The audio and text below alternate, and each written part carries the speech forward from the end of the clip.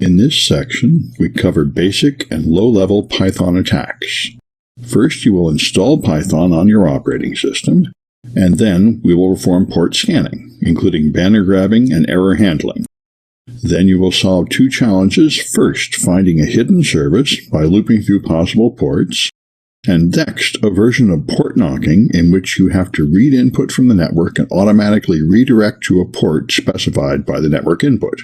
This video covers installation and setup of Python. On a Mac or Linux machine, Python does not need to be installed because it's already included with the operating system, and from a terminal, you can run it in interactive mode or normal mode. On Windows, you have to install it, and then I'll show you how to use it in interactive and normal mode. To use it in interactive mode on a Mac or Linux, you open a terminal window, type in the command Python to launch Python.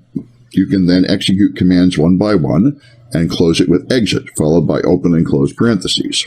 In normal mode, you have to create a plain text file with a text editor. We'll use the Nano text editor, which is very old and somewhat clumsy to use, but it does produce plain text files. You can enter commands like print hello and save your file with Control X, Y, enter, and run it with Python followed by the file name. So to demonstrate this, you want a terminal window. To open a terminal on the Mac, you click Spotlight and then type in the word terminal. You'll see it as the first option. A terminal looks like this. You can launch Python with the command Python, and then you can execute immediate commands. You see the Python 2.7 prompt up here, which is the version of Python we want to use, and you see 3 greater than signs, which is the prompt Python gives you when it's ready to execute commands in immediate mode.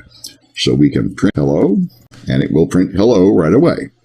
When you're done using Python in this mode, you exit, followed by opening and closing parentheses to get back to normal.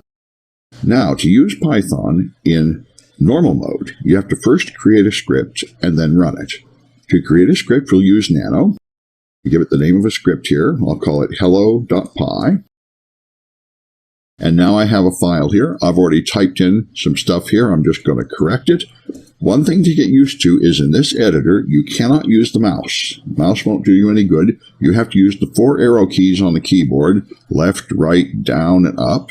And when you're done and it's time to save your file, you do that with the keyboard too. You hold down Control and press X. Then you press Y to save the modified buffer. And then you press Enter to accept the file name. This is a very old system that was used before there were mice, and it is recommended to get used to it. So to run that file, you type Python followed by the file name, and it runs and prints out the message. Now, on Windows, you have to download Python and install it. You get it from python.org/downloads. And be sure to get Python 2.7, not Python 3. Then, you open a command prompt window. You start it with Python and close with exit, followed with open and close parentheses. To create a file, we'll use Notepad instead of Nano. To create the file, put in the same text. You can save it with Control S instead of Control X. And you run it with Python, followed by the file name. So let's look at that on Windows. So here's Windows. If you open a command prompt, which on Windows you can do by clicking Start or Search and typing CMD, then you'll have an opportunity to open a command prompt. It looks like this.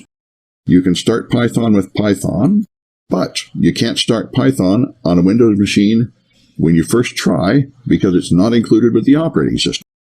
So you have to download it. You get it here at python.org/download. There are 2 versions of Python in current use. Python 3 is the newer version, but most of the libraries we need have not been ported to Python 3 yet, so we're going to use Python 2.7. Download Python 2.7, and you will get an installer file, as shown here. Double-click it to install it. Accept the default here for all users, and the default directory here, which is C Python 2.7, which you may notice is not the normal place for Windows to put software. Here you have an option to add python.exe to the path. Select that option. The entire feature will be installed, and then Next, and let this install. You have to elevate to administrator privileges. Now, the problem with this installer is it's relatively primitive. The Python developers have not kept their installer up to date with Microsoft's newer policies, and they're installing it in the kind of place you would in an MS-DOS machine. So what happens is, after you install it, sometimes Windows does not successfully find Python, and you have to execute a couple of command line commands to fix that. So I'll show you that as soon as my Python's installed here. It shouldn't take long. Okay, so now it's done. You finish that and go back to here. In the command prompt, you can now execute Python. And now you have the Python 2.7 prompt and the triple greater than, so you can type commands like print, hello, and you can exit with exit followed by open and close parentheses. If Python will not launch after the install, you have to execute a couple of commands here, which I'll show you, which were back in that video. Remind you of that after we're done with this. Now the next trick is to make a script. You do it with Notepad. You can launch Notepad from the Start button, but it's better not to make sure that the files you create go in the same directory you expect them to be in. So I give it Notepad, hello.py, and enter.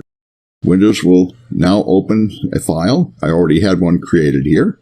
I'm going to, as I did before, modify it so I can show you how to save it. You save it with Control-S. You could also do it with File, Save. Then you can close this. Now there's a file named hello.py, so you can just type Python, hello.py, and it runs and prints out hello. So I just want to remind you here that if Python won't open, you execute these commands. These are the two commands you will need, and if you are running a 64-bit version of Windows, you will probably have to do this. This changes the working directory to C Windows, and this makes a symbolic link, putting a link to python.exe where Windows expects to find it, compensating for a defect of the installer. In the next video, we will start using Python to perform port scanning.